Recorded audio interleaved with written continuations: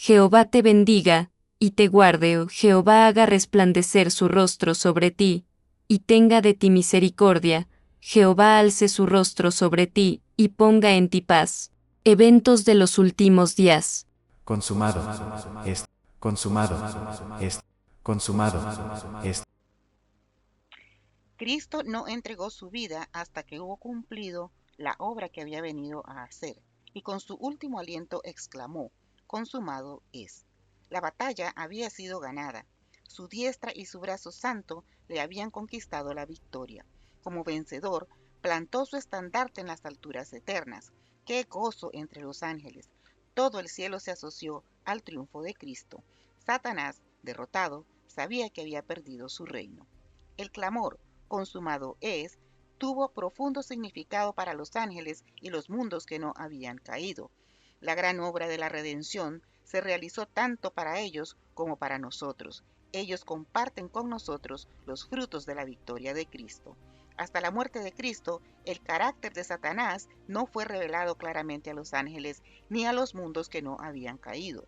El gran apóstata se había revestido de tal manera de engaño que aún los seres santos no habían comprendido sus principios, no habían percibido claramente la naturaleza de su rebelión. Era un ser de poder y gloria admirables el que se había levantado contra Dios. Acerca de Lucifer, el Señor dice, tú echas el sello a la proporción, lleno de sabiduría y acabado de hermosura. Lucifer había sido el querubín cubridor, había estado en la luz de la presencia de Dios, había sido el más alto de todos los seres creados y el primero en revelar los propósitos de Dios al universo. Después que hubo pecado, su poder seductor era tanto más engañoso y resultaba tanto más difícil desenmascarar su carácter cuanto más exaltada había sido la posición que ocupara cerca del Padre. Dios podría haber destruido a Satanás y a los que simpatizaban con él tan fácilmente como nosotros podemos arrojar una piedrecita al suelo, pero no lo hizo. La rebelión no se había de vencer por la fuerza, solo el gobierno satánico recurre al poder compulsorio.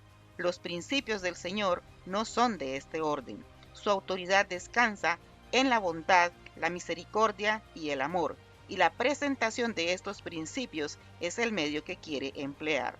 El gobierno de Dios es moral y la verdad y el amor han de ser la fuerza que lo haga prevalecer. Era el propósito de Dios colocar las cosas sobre una eterna base de seguridad y en los concilios del cielo fue decidido que se le debía dar a Satanás tiempo para que desarrollara los principios que constituían el fundamento de su sistema de gobierno. Él había aseverado que eran superiores a los principios de Dios. Se dio tiempo al desarrollo de los principios de Satanás a fin de que pudiesen ser vistos por el universo celestial. Satanás indujo a los hombres a pecar y el plan de la redención fue puesto en práctica. Durante 4000 años, Cristo estuvo obrando para elevar al hombre y Satanás para arruinarlo y degradarlo, y el universo celestial lo contempló todo. Cuando Jesús vino al mundo, el poder de Satanás fue dirigido contra él. Desde que apareció como niño en Belén, el usurpador obró para lograr su destrucción. De toda manera posible, procuró impedir que Jesús alcanzase una infancia perfecta, una virilidad inmaculada, un ministerio santo y un sacrificio sin mancha. Pero fue derrotado. No pudo inducir a Jesús a pecar, no pudo desalentarle ni inducirle a apartarse de la obra que había venido a hacer en la tierra. Desde el desierto al Calvario, la tempestad de la ira de Satanás le azotó, pero cuanto más despiadada era, tanto más firmemente se aferraba el Hijo de Dios de la mano de su Padre, y avanzaba en la senda ensangrentada. Todos los esfuerzos de Satanás para oprimirle y vencerle no lograron sino hacer resaltar con luz más pura su carácter inmaculado. Todo el cielo y los mundos que no habían caído fueron testigos de la controversia. Con qué intenso interés siguieron las escenas finales del conflicto. Vieron al Salvador entrar en el huerto de Getsemaní con el alma agobiada por el horror de las densas tinieblas. Oyeron su amargo clamor: Padre mío, si es posible, pase de mí este vaso. Al retirarse de él la presencia del Padre, Le vieron entristecido con una amargura de pesar que excedía a la de la última gran lucha con la muerte. El sudor de sangre brotó de sus poros y cayó en gotas sobre el suelo. 3 veces fue arrancada de sus labios la oración por liberación. El cielo no podía ya soportar la escena y un mensajero de consuelo fue enviado al Hijo de Dios. El cielo contempló a la víctima entregada en las manos de la turba homicida y llevada apresuradamente entre burlas y violencias de un tribunal a otro. Oyó los escarnios de sus perseguidores con referencia a su humilde nacimiento. Oyó a uno de sus más amados discípulos negarle con maldiciones y juramentos. Vio la obra frenética de Satanás y su poder sobre los corazones humanos. Oh terrible escena. El Salvador, apresado a medianoche en Getsemaní, arrastrado de aquí para allá, desde el palacio al tribunal, emplazado 2 veces delante de los sacerdotes, 2 veces delante del Sanedrín, 2 veces delante de Pilato y 1 vez delante de Herodes, burlado, azotado, condenado y llevado a ser crucificado, cargado con la pesada cruz entre el llanto de las hijas de Jerusalén y los escarnios del populacho. El cielo contempló con pesar y asombro a Cristo colgado de la cruz mientras la sangre fluía de sus sienes heridas y el sudor teñido de sangre brotaba de su frente. De sus manos y de sus pies caía la sangre gota a gota sobre la roca horadada para recibir el pie de la cruz. Las heridas hechas por los clavos se desgarraban bajo el peso de su cuerpo. Su jadeante aliento se fue haciendo más rápido y más profundo, mientras su alma agonizaba bajo la carga de los pecados del mundo. Todo el cielo se llenó de asombro cuando Cristo ofreció su oración en medio de sus terribles sufrimientos. Padre, perdónalos, porque no saben lo que hacen. Sin embargo, allí estaban los hombres formados a la imagen de Dios, uniéndose para destruir la vida de su Hijo unigénito. ¡Qué espectáculo para el universo celestial! Los principados y las potestades de las tinieblas estaban congregados en derredor de la cruz, arrojando la sombra infernal de la incredulidad en los corazones humanos. Cuando el Señor creó estos seres para que estuviesen delante de su trono, eran hermosos y gloriosos. Su belleza y santidad estaban de acuerdo con su exaltada posición. Estaban enriquecidos por la sabiduría de Dios y ceñidos por la panoplia del cielo. Eran ministros de Jehová, pero ¿quién podía reconocer en los ángeles caídos a los gloriosos serafines que una vez ministraron en los atrios celestiales? Los agentes satánicos se confederaron con los hombres impíos para inducir al pueblo a creer que Cristo era el príncipe de los pecadores y para hacer de él un objeto de abominación. Los que se burlaron de Cristo mientras pendía de la cruz estaban dominados por el espíritu del primer gran rebelde. Llenó sus bocas de palabras viles y abominables, inspiró sus burlas, pero nada ganó con todo esto. Si se hubiese podido encontrar un pecado en Cristo, si en un detalle hubiese cedido a Satanás para escapar a la terrible tortura, el enemigo de Dios y del hombre habría triunfado. Cristo inclinó la cabeza y murió, pero mantuvo firme su fe y su sumisión a Dios.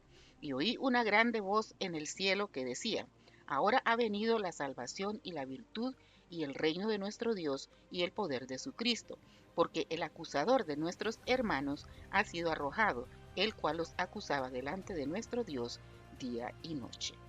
Satanás vio que su disfraz le había sido arrancado. Su administración quedaba desenmascarada delante de los ángeles que no habían caído y delante del universo celestial. Se había revelado como homicida. Al derramar la sangre del Hijo de Dios, había perdido la simpatía de los seres celestiales. Desde entonces, su obra sería restringida. Cualquiera que fuese la actitud que asumiese, no podría ya acechar a los ángeles mientras salían de los atrios celestiales, ni acusar ante ellos a los hermanos de Cristo de estar revestido de ropas de negrura y contaminación de pecado. Estaba roto el último vínculo de simpatía entre Satanás y el mundo celestial. Sin embargo, Satanás no fue destruido entonces. Los ángeles no comprendieron ni aún entonces todo lo que entrañaba la gran controversia. Los principios que estaban en juego habían de ser revelados en mayor plenitud. Y por causa del hombre, la existencia de Satanás debía continuar. Tanto el hombre como los ángeles debían ver el contraste entre el príncipe de la luz y el príncipe de las tinieblas. El hombre debía elegir a quien quería servir. Al principio de la gran controversia, Satanás había declarado que la ley de Dios no podía ser obedecida, que la justicia no concordaba con la misericordia y que, si la ley había sido violada, era imposible que el pecador fuese perdonado. Cada pecado debía recibir su castigo, sostenía insistentemente Satanás, y si Dios remitía el castigo del pecado, no era un Dios de verdad y justicia.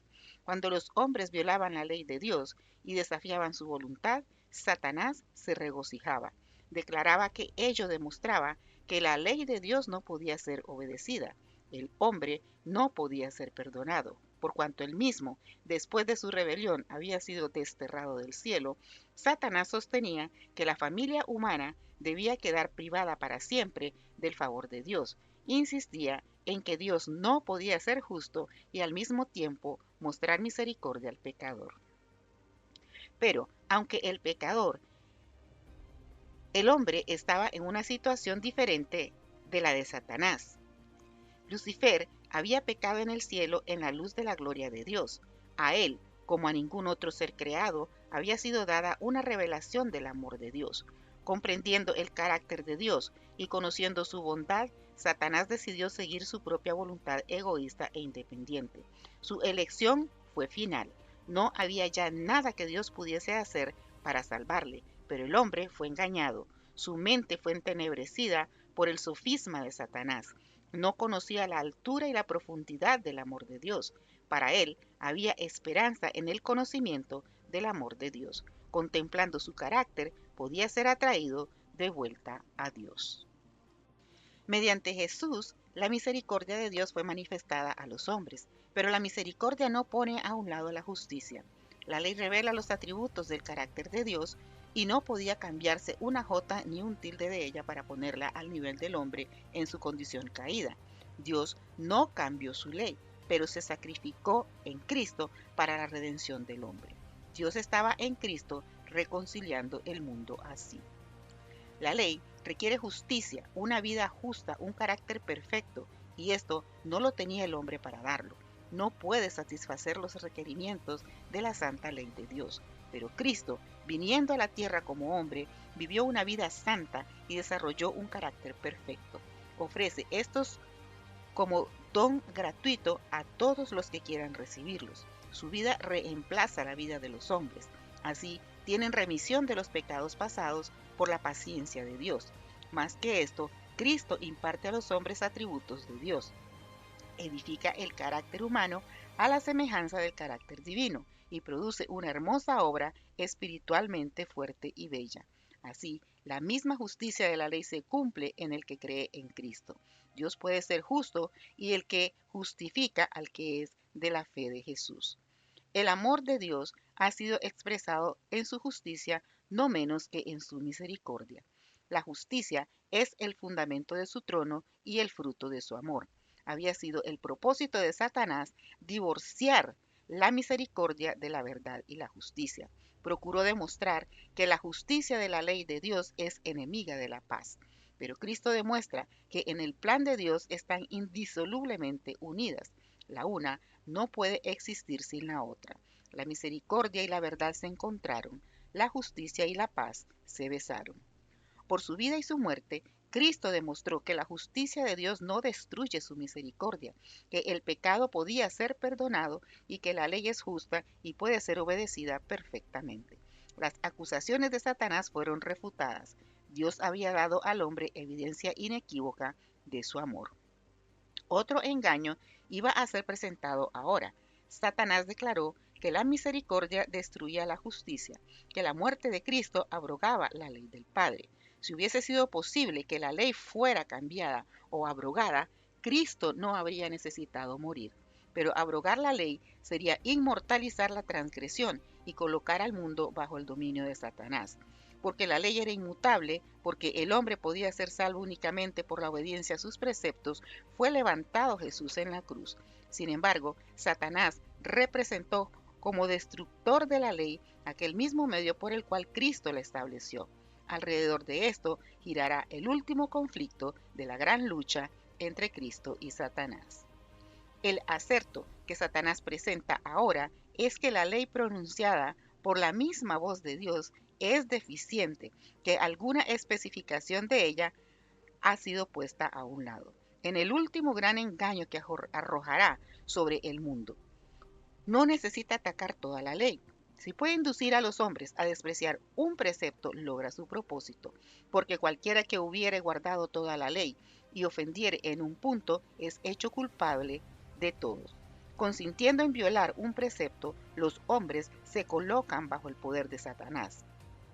Sustituyendo la ley de Dios por la ley humana, Satanás procurará dominar al mundo. Esta obra está predicha en la profecía. Acerca del gran poder apóstata que representa a Satanás se ha declarado: hablará palabras contra el Altísimo, y a los santos del Altísimo quebrantará, y pensará en mudar los tiempos y la ley, y entregados serán en su mano. Los hombres erigirán con seguridad sus leyes para contrarrestar las leyes de Dios. Tratarán de compeler las conciencias ajenas, y en su celo para imponer esas leyes oprimirán a sus semejantes. La guerra contra la ley de Dios, que empezó en el cielo, continuará hasta el final del tiempo. Cada hombre será probado. El mundo entero ha de decidir si quiere obedecer o desobedecer. Todos serán llamados a elegir entre la ley de Dios y las leyes de los hombres. En esto se trazará la línea divisoria. Habrá solamente dos clases. Todo carácter quedará plenamente definido, y todos demostrarán si han elegido el lado de la lealtad o el de la rebelión. Entonces vendrá el fin. Dios vindicará su ley y librará a su pueblo. Satanás y todos los que se han unido con él en la rebelión serán cortados. El pecado y los pecadores perecerán raíz y rama. Satanás la raíz y sus seguidores las ramas. Será cumplida la palabra dirigida al príncipe del mal. Por cuanto pusiste tu corazón como corazón de Dios, te arrojaré de entre las piedras del fuego, oh querubín cubridor. En espanto serás, y para siempre dejarás de ser. Entonces no será el malo, y contemplarás sobre su lugar, y no parecerá. Serán como si no hubiesen sido. Este no es un acto de fuerza arbitraria de parte de Dios. Los que rechazaron su misericordia ciegan lo que sembraron. Dios es la fuente de la vida, y cuando uno elige el servicio del pecado, se separa de Dios y se separa así de la vida. Queda privado de la vida de Dios. Cristo dice: todos los que me aborrecen aman la muerte. Dios les da la existencia por un tiempo para que desarrollen su carácter y revelen sus principios. Logrado esto, reciben los resultados de su propia elección. Por una vida de rebelión, Satanás y todos los que se unen con él se colocan de tal manera en desarmonía con Dios que la misma presencia de él es para ellos un fuego consumidor. La gloria de aquel que es amor los destruye. Al principio de la gran controversia, los ángeles no comprendían esto. Si se hubiese dejado a Satanás y su hueste cosechar el pleno resultado de su pecado, habrían perecido. Pero para los seres celestiales no habría sido evidente que ello era el resultado inevitable del pecado.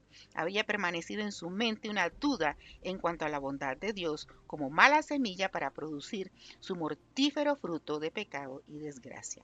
Pero no sucederá así cuando la gran controversia termine. Entonces, habiendo sido completado el plan de la redención, el carácter de Dios quedará revelado a todos los seres creados. Se verá que los preceptos de su ley son perfectos e inmutables. El pecado habrá manifestado entonces su naturaleza, Satanás su carácter. Entonces, el exterminio del pecado vindicará el amor de Dios y rehabilitará su honor delante de un universo compuesto de seres que se deleitarán en hacer su voluntad y en cuyo corazón estará su ley. Bien podían pues los ángeles regocijarse al mirar la cruz del Salvador, porque aunque no lo comprendiesen entonces todo, sabían que la destrucción del pecado y de Satanás estaba asegurada para siempre, como también la redención del hombre y el universo quedaba eternamente seguro. Cristo mismo comprendía plenamente los resultados del sacrificio hecho en el Calvario. Los consideraba todos cuando en la cruz exclamó: consumado es. Concluiremos este episodio con una oración.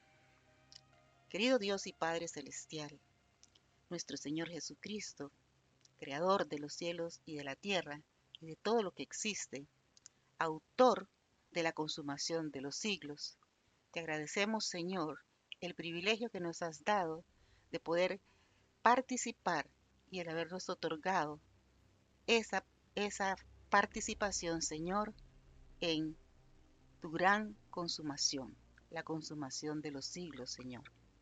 Gracias porque tú nos has dado la oportunidad de escoger el bando ganador.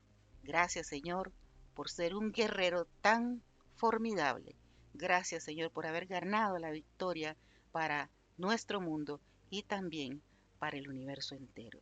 Alabado sea tu nombre, Señor, y te rogamos que te quedes con nosotros y bendigas a todos aquellos, Señor, que quieran acercarse a ti para ser participantes de esa gran victoria. Que estos videos ayuden, Señor, de alguna manera a que ese propósito se lleve a cabo. En el nombre de Jesús. Amén. Compartan. Compartan. Compartan.